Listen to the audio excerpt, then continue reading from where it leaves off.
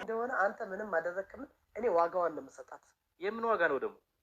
በሷ ምክንያት ቤቴ ተናግቷል። ሰላሜን አሳጣችኝ። ሰላሜን ሳጥና ወይ ጣጣ! አንቺ ሴትዮ የትኛው ቤትሽ ነው ቆይ የፈረሰው? ይሄኛው ቤቴ ነው። ሌላ ቤት አለኝ እንዴ?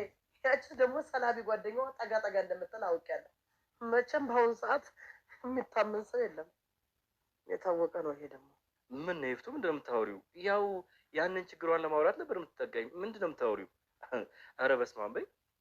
ለአንቺ የከፈልኩትን ገንዘብ አንዷን እንኳን ሳላዋጣ መፍትሄ የማገኘውን ነው ከእናንተ ጋር ስደናቆርና በገዛ ቤቴ ድብብቆች ስጫወት የኖርኩት። ዳቅሎሪያተ ውሻ ማትረባ። አረ እኔ ምኑን አውቄት? አይ ግድ የለሽም፣ እንደዛ ነው እግርሽ የፈጠረለት ጭንቅላትሽ እንቀረፈፋል። አንቺ ምንድን ነው? ጥሩ ጥያቄ ነው። አሁን የጭንቅላትሽ ተራ ነው። ቀይ ምንጣፍ ነው። ያችን ሽምድምድ ለየት ባለ መልኩ እንቀበላት ብዬ ነው። እና ምን ላድርገው? ወስደሽ ክፍሏ በር ላይ በደንብ አድርገሽ ትዩ፣ በደንብ አዳርሰሽ። እሺ፣ የቀረውን በኋላ እንነጋገራለን። ኧረ እትዬ ሂጂ፣ ታፍጭብኝ ሂጂ፣ ቶሎ በይ። ወይዘሮ ይፍቱ ስራ በሀብል ላይ ያጠመደችው መድኃኒት ሊሰራላት እንዳልቻለና ለኪሳራ እንደተዳረገች ትናገራለች።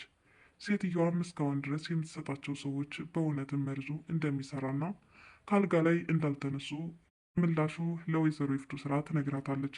ወይዘሮ ይፍቱ ስራ ታዲያ አሁን የሚያዋጣ ሌላ ነገር መሞከር ነው በማለት ህብስትን በሽታ ብቻ ማጥቃት የሚችል መድኃኒት ማጥመድ እንዳለባትም ትመክርና ያን መድኃኒት ገዝታ ታመጣዋለች። መድኃኒቱ ግን ለራሷ ህይወት እጅግ አደገኛ ነገር እንድትገባ አድርጓታል። ቅኖች አምላክ እኮ ከኛ ጋር ነው የሚባለው እውነት ነው። ወይዘሮ ይፍቱ ስራ የህብስትን ውድቀት ለማየት እየተጣደፈችና እየሮጠች ያለችበት ሁኔታ ነበር። ነገር ግን እሷ እንዳሰበችው ሳይሆን ነገሮቹ ተቀይሮ በራሷ ላይ ጉዳ መጣባት። ወይዘሮ ይፍቱ ስራ እየተንደረደረች ወደ ክፍል ያመራችው የክፍሉ በራፍ ሌላ መርዶ ይዞላት ከች ብሏል።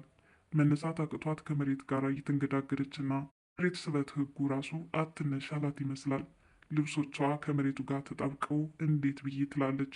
ማን ቢደርስልኝ መልካም ነው ድረሱልኝ ብላ በጩኸት ማሸር ብታቀልጥ ከቤት ያለችው ያቺ ጉደኛዋ ታፈሱ ብቻ ካልሆነች ማንም ሊመጣላት አልቻለም። ታፈሱ በህብስት ላይ መድኃኒቱን እንድታጠምድና ወደሆኑ ተዘርራ የምስራች ሩጣ እስከምትነግራት ድረስ ቸኩላ ነበር። ይሁን እንጂ ይህ መድኃኒት በራሷ ላይ ጉድ አምጥቶባት እንደዛ እባካችሁ አንሱኝ እያለች የሰዎችን እርዳታ እየጠየቀች ያለችበት ሁኔታ ነው። ክርስትና በአምላክ በጉዳዩ ውስጥ ቢደርሱስ ምን ሊሰማቸው ይችል ይሆን? መቼም ሀገር ጉድ ይበል ነው። የዛሬውማ ወይዘሮ ይፍቱ ስራ እጅ ከፈንጅ በገሃድ ያየችበትና ውርደቷን የተከናነበችበት አሊያም ደግሞ ራሷን በጥያቄ ክፋቴ ነው ለዚህ ሁሉ የሰወረኝ አምላኪ ወይ ምናልባትም እኔን እንደ ኃጢአተኛ ስለቆጠርከኝ ይሆናል ይህን ሁሉ ግፍ በራሴ ላይ ያወረድክብኝ ብላ እንድትጠይቅ ሳያደርጋት አይቀርም። ወይዘሮ ይፍቱ ስራ ተንኮል ብቻ ሳይሆን ተንኮሏን ደግሞ በግልጽ እንዲሁ በገሃድ የሚታይበትን ሁኔታ እያመቻቸች ነበረ ሰዎችን የምትበድለው። ስድቦቿም ከየት እንደምታፈልቃቸውና እንደምታመነጫቸው ባይታወቅም ታዛዧ ታፈሱ እንኳና የገፈቱ ቀማሽ ሆናለች። ምናልባትም ህብስት ይህን መድኃኒት ወስዳ ለውጥ ካልመጣ ከአንቺ ላይ ይደረግብሻል ተብላ ቤተ ሙከራ ሊደረግባት እንደሚችል የወደፊት ዛቻና ማስፈራሪያዎች እንደቀጠሉ ናቸው። በተለይ ነገሩን እያባባሱ የመጣው ደግሞ አቶ አለም በትዳራቸው ውስጥ የሻከረው የፍቅር ቅዝቃዜ ውስጥ መግባታቸው ነበረ። እሱም እንግዲህ አቶ አለም አሁን ለትዳራቸው ያለው ክብር እየቀነሰ መምጣቱና ወይዘሮ ይፍቱ ስራም በጥርጣሬ አይን መመልከታቸው ነው። ሌላኛው አቶ አለምን ቢሆን ክፋታቸውን ቀን በቀን እየጨመሩት መጥተዋል። ቺም ህብስት በየትኛውም አጋጣሚ ወጥመዱን የሚስልባትና ስለት የሚያወጣላት ቤተ ዘመድ አዝማድ ጠፉላትምና ዙሪያውን በፈተና የተከበበች አንዲት ምስኪን ወጣት ዛሬ በሚያስገርም ሁኔታው የወንድሟንም ድምፅ ስንሰማ ብዙም ለእህቱ ደንታ እንደሌለውና ፍቅር እንደሌለው እንደሚያመላክት አዳምጠናል።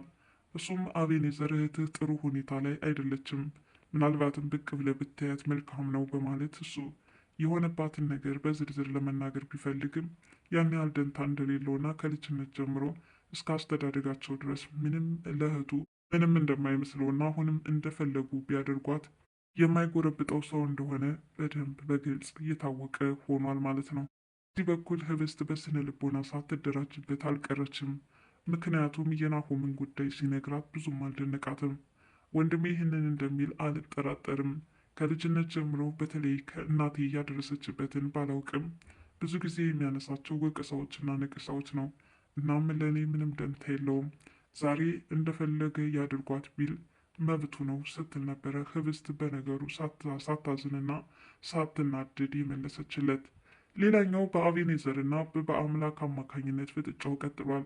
ከዚህ ልጅ ሁለተኛ አሌሽ ራስሽን አርቂ፣ ተጠንቀቂ አላልኩሽም ወይ? በሄርሜላ የሰራሽውን ስህተት አሁንም እየደገምሽ ነው እያለ ከቅናት የመነጨ አሊያስ ከቅንነት ብቻ ግራ በሚያጋባ መልኩ አሁንም አቤኔዘርን ካልገደልኩት እያለ ነው። በዚህ ሁኔታ የቀጠለው የአቤኔዘርና የበአምላክ ፍጥጫ ኝነት እያሰበው አይደለም። ልጁ ወይ የሆነ ነገር አለበት አሊያም የአእምሮ መታወክ። ምን እየሆነ ነው? የትምህርት ቤት ጓደኛዬ ከልጅነት ጀምሮ የማውቃትን ስለ ጤንነቷ ለማወቅና ለመጠየቅ ብመጣስ ምንድን ነው ኖሩ ይላል። አብነትን በበኩሉ ጓደኛውን ለማረጋጋት የማያደርገው ነገር የለም። በጣም ተናደህና ሰውነትህ እየተንቀለቀለ ነው ያለው።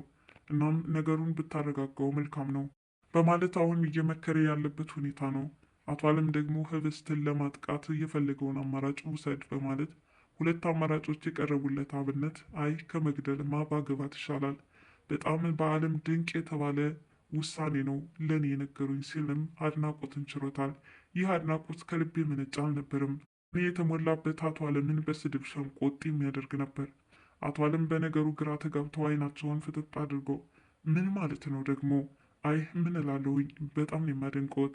እንዲህ በስተርጅና የሚያመጡት ሀሳብ እጅግ በጣም ድንቅ ድንቅ የሚያስብል ማንም ሊገምተውና ሊያስበው የማይችል ነገር ነው ይላል።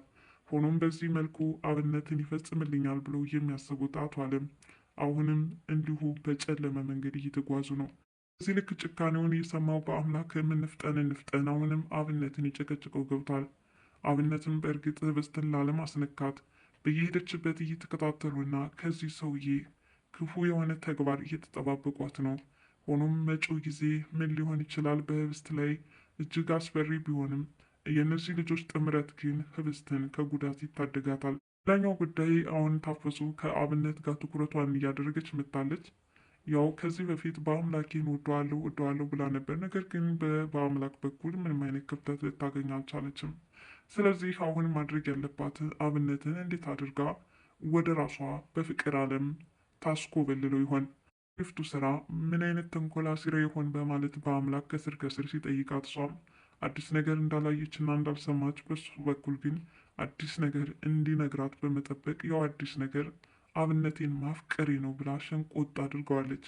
ይሄን የሰማው በአምላክም እባክሽ አንቺ የምታስበው ሌላ፣ እኔ የማስበው ሌላ ነው፣ በምንም ልንገናኝ አልቻልንም እያላት ባለመግባባት ጭቅጭቅ ላይ እየገቡ የመጡ ይመስላሉ። ነገራችን ላይ ታፈሱ ከንግግሮቿ ከፈገግታዋ እንዲሁም ደግሞ የምትሰጣቸው ምላሾች እጅግ ድንቅና ስቂኝ የሆኑ ነገሮች ናቸው። እናም የታፈሱ ትወና መቼም ሁላችሁም ሳትወዱት አትቀሩም። ለእኔ ሳቂ ምንጭ ናት። ከድራማው ባለፈ ታዝናናኛለች። ወይዘሮ ይፍቱ ስራ ገና ለገና መድኃኒቱ ሲመጣ ለታፈሱ ስታዛትና ያንን መድኃኒት በር ላይ በማርከፍከፍ ህብስት ከትምህርት ቤት ውላ ስትመጣ በሽታ የሆነ ነገር እንዲያደርጋት በመፈለግም መድኃኒቱ ገና ከቤት እንደገባ ነበረ በደስታ የፈነጠዘችው። ቆይ እሰራላታለሁኝ፣ እስካሁን ድረስ የተሰጠችው መድኃኒት አንድም ነገር ለውጥ አላመጣም። አሁን ግን ይህ በትክክል የሚሰራና በእርግጠኝነት እሷን ማጥመድ የሚችልበት ጊዜ ላይ ነኝ በማለት ራሷን በራሷ እንግዲህ በጣም እየሳቀችና እየተንፈቀፈቀች ነበረ። ሆኖም እንግዲህ ከትምህርት ቤት ውለው እየተመለሱት በአምላክና ህብስት እዛ በር ላይ ሲገጣጠሙ እሷን በሳቅ ገና ቤት የገባው ብላ ከበሩ ስትደርስ እንዲሻ መስላ አሊያም ደግሞ ወንጻሱ የተበተነ አበባ መስላ ትጠብቀኛለች፣ አሊያም የተበለተች ዶሮ እያለች ብዙ ነገር እያመሳከረችና የህብስትን አወዳደቅ በአይነ ህሊናዋ እያሰበች ነበር ስትስቅ የነበረው። ሆኖም የእሷ ሳቅና ፈገግታ ከምን እንደመነጨ ለበአምላክ ገርሞታል። ቆይ ዛሬ ደግሞ የተለየ ነው። በሳቅና በፈገግታ ምን የሚያስቅ ነገር አለ? አይን የማይሳቁበት አንድ ጉዳይ አለ። እሷን ተከትለህ ከጀርባ ፖርሷን አንግተህ ስትመጣ የፖርሳ አያያዝህ እጅግ በጣም አስደንቆኝና አስገርመኝ ነው ብላ ነገሩን ለማስቀየስ ሞክራለች። ነገር ግን የወይዘሮ ይፍቱ ስራ ሳቅና ፈገግታ ጨዋታዋ ከምን እንደመነጨ ለበአምላክ የሚሳነው አይደለም። ወይዘሮ ይፍቱ ስራም ገና ለገና ከበሩ ደረሱ፣ አሁን ወድቃ ይሆን እያለች እንደዛ እያሰበች ስትስቅና ስትሳለቅ ቆይታ ነገሩን አላስችላት ቢል በደቂቃዎች ፍጥነት ወዲያውኑ ተከታትላ ወደዛ ክፍል ታመራ ገብታለች። ነገር ግን በር ላይ የጠበቃት አስደንጋጭ ክስተት ያው እያጠመደችው ወጥመድ ራሷን ይነድፋት ገብቷል። ይህ መድኃኒት ምን ይሆን? በሩን መረገጥ ስትጀምር እስትንፋሷ ቀጥ ብሎ መሬት ላይ የተዘረረችው፣ ከዛስ መሬቷ ላግዛት ብሎ ለመነሳት ስትንፈራገጥ እንደገና ስትመለስ ስትከለስ ስትወድቅ ቀና ብላ ስትመለከት ማንም የደረሰላት አልነበረም። የኋላ ኋላ ግን ህብስት ደርሳ ራሷን ይዛ እዛው ደርቃ ቀርታለች። ወይዘሮ ይፍቱ ስራ ምን ገጥማት ይሆን? መድኃኒትስ ምን ያህል አደገኛ ቢሆን ነው በዚህ ልክ ሊጥላትና ሊያንፈራግጣት የቻለው? ህብስትና በአምላክ በቀጣዩ ክፍል ወይዘሮ ይፍቱ ስራን ይረዷት ይሆን? ተነስተውስ ወደ ሆስፒታል ሊወስዷት ይችል ይሆን? አሊያስ ደግሞ በዚህ መድኃኒት ምክንያት መዳን ዕድሏ በዜሮ የተባዛ ሊሆን ይችል ይሆን? ቀጥሎስ ደግሞ ከዚህ ባሻገር ፓራላይዝድ የመሆን ዕድሏስ ጋጥማት ይሆን? ብቻ ብዙ ነገሮች ለግምት የሚዳርጉ ናቸው። በቀጣይ ክፍል ህብስት ድራማ ምን አዲስ ነገር ይዞልን ይመጣል? ተከታትዬ የማቀርብላችሁ ይሆናል። ለዛሬ ይህንን ይመስል ነበር። መልካም ጊዜ። ባይ ባይ።